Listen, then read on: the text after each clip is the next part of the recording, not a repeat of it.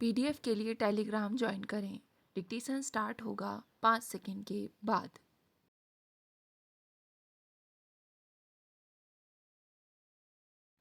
अध्यक्ष महोदय, अब मैं कुछ माननीय सदस्यों द्वारा उठाए गए वैदेशिक मामलों से संबद्ध विषयों को लेना चाहती हूँ। इनमें से बहुतों पर इस सदन में पहले भी विचार हो चुका है। मुझे आशा है कि सदन मुझे क्षमा करेगा, लेकिन ऐसा लगता ज़रूर है कि वैदेशिक मामलों पर कुछ सदस्यों की मानसिकता में कहीं कोई टकराव सा आ गया है। अटकाव योजना में नहीं आया है, बल्कि कुछ लोगों के चिंतन में आया है, जबकि दुनिया तो बड़े परिवर्तनों से होकर गुजर रही है और कहीं की कहीं पहुंच रही है। अनेक देशों की सरकारों ने अपनी धारणाओं और अभिव्यक्तियों में अतीत के अनमनीय दृष्टिकोण को साफ तौर पर त्याग दिया है। लेकिन मैंने अपने भाषण से पहले यहाँ कुछ देर रहकर पाया कि हमारे कुछ सदस्य स्पष्टतः ऐसा नहीं कर सके हैं। स्वयं हमारा यह प्रयास रहा है कि दुनिया में होने वाले परिवर्तनों के साथ साथ आगे बढ़ा जाए और अगर संभव हो तो उनका पूर्वानुमान लगाते हुए चला जाए, जिससे हमारे राष्ट्रहित सभी समय सुरक्षित रहें। माननीय सदस्य सहमत होंगे कि किसी भी देश की नीतियाँ चाहे कितनी ही सही या सबल क्यों ना हो, यह दावा नहीं किया जा सकता कि यह प्रत्याशित परिणाम हमेशा प्राप्त कर ही लेगा। हमें धैर्य और दृढ़ निश्चय के साथ प्रयास में लगे रहना होगा और जिसे हम सही समझें, नैतिक समझें, उसे अस्थायी असफलता के कारण छोड़ नहीं देना चाहिए। हम अपनी मित्रता को मजबूत बनाते रहे हैं। मुझे यह जानकर बहुत आश्चर्य हुआ कि कुछ सदस्यों का विचार है कि अपने पड़ोसियों के साथ हमारे संबंधों में गिरावट आई है। जैसा कि राष्ट्रपति ने अपने अभिभाषण में कहा है कि हम अफ़गानिस्तान, म्यांमार, श्रीलंका, ईरान और नेपाल के साथ अपने संबंधों को बहुत महत्वपूर्ण मानते हैं और हमने इन देशों के प्रति विशेष ध्यान दिया है। हम इन देशों के साथ अपने आर्थिक और राजनीतिक सहयोग को बढ़ाने के लिए हार्दिक प्रयास कर रहे हैं।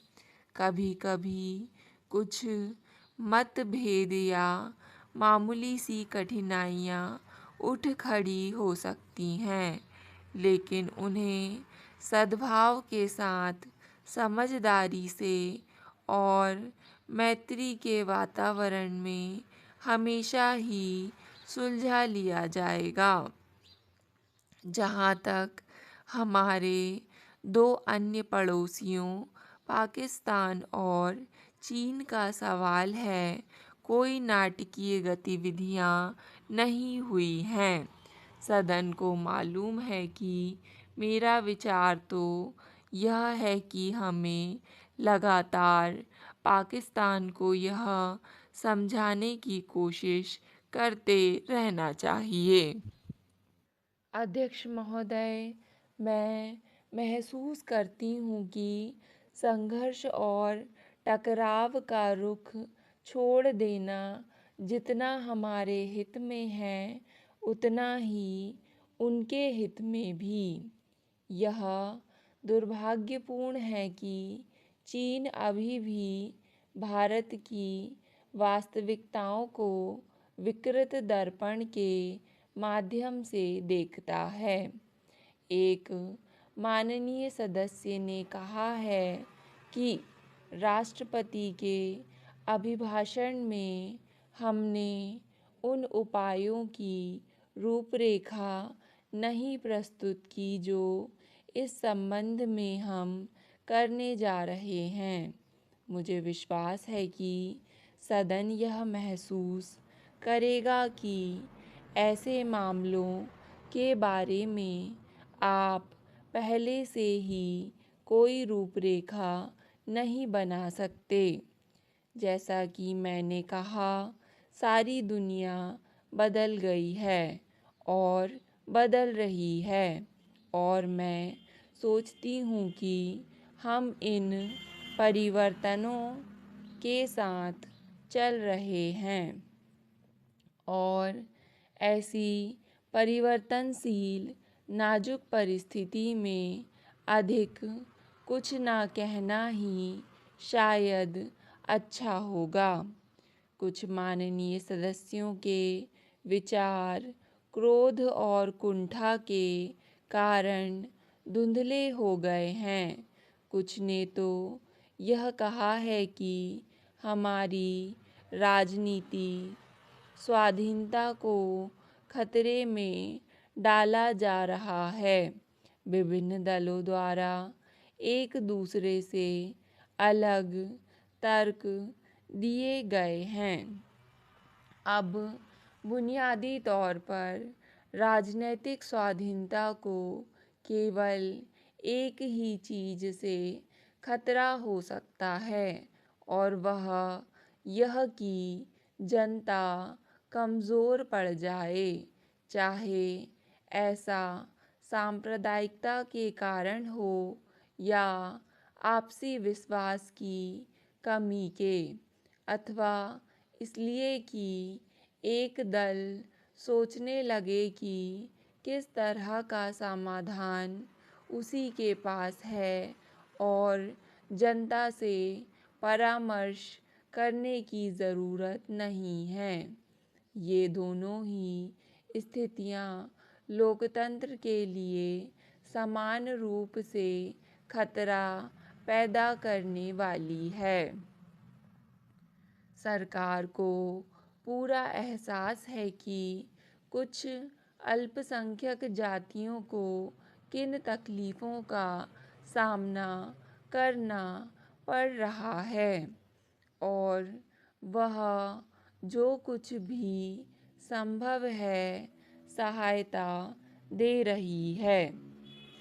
यह ऐसा विषय नहीं है जिसे शुद्ध रूप से प्रशासनिक माना जाए या जिसे कानून बनाकर हल किया जा सके।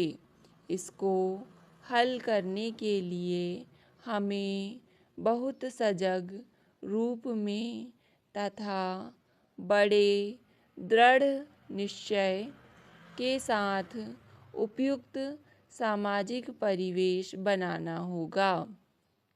यह निर्णय माननीय सदस्यों को करना है कि ऐसा वातावरण बनाने में देश के सभी राजनीतिक दल मदद कर रहे हैं या नहीं।